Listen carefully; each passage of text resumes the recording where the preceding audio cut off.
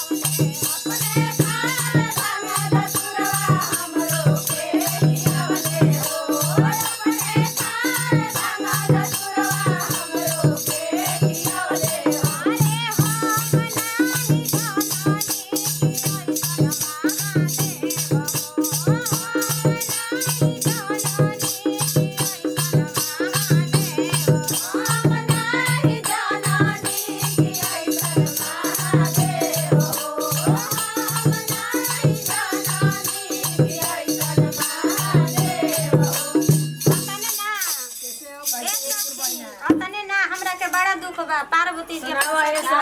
सार बात ये गुरु ने बताई अपने पेन तुम जाके चलवा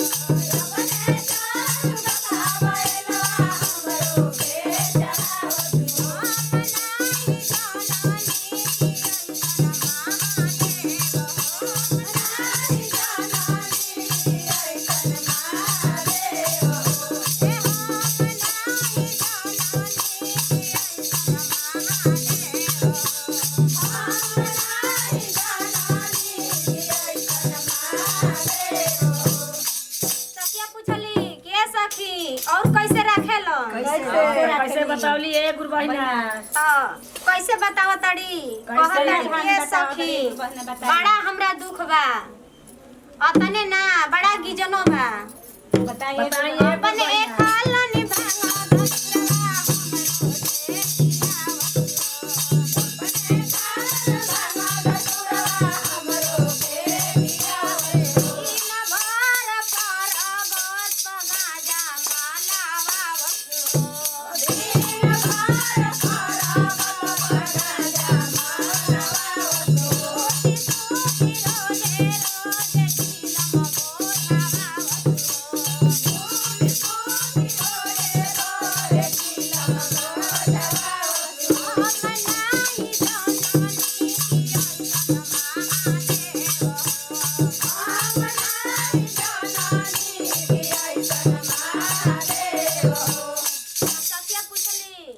घर दुआर बा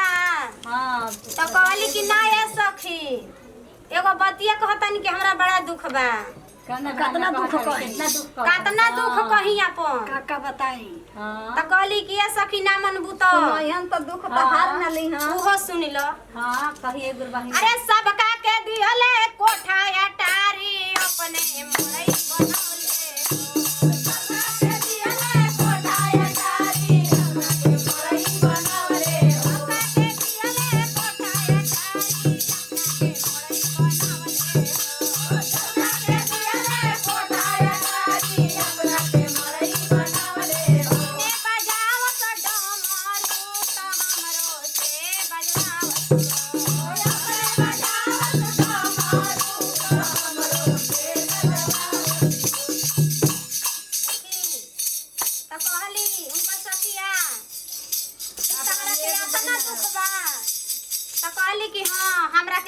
दुख बा तो कहली कि ए सखी यही से ढेर पति देव खातिर पूजा पाठ ना कोई जाला करे के चाहिए भोला जी भांगी तो आओ कहली ना कहली कि ना ये सखी अब उनकरा के उजा तोप डाल ताड़ी कि ना ये सखी दुनिया के देखावा में वैसे करेलो जवन उनकरा बताउन केहू के नहीं थे आए जितना दिल के साथ आ जतना उनका अंदर दया बा उतना केहू के नहीं थे देखाई में लौकता तब का त इहे हमनी के गुरुजी के कहानी बा अगर हमनी के ई वीडियो बढ़िया लगी अच्छा लगी तो हमनी के तनी लाइक देब जा सब्सक्राइब करब जा हर हर महादेव जी हर हर महादेव जरूर करब जा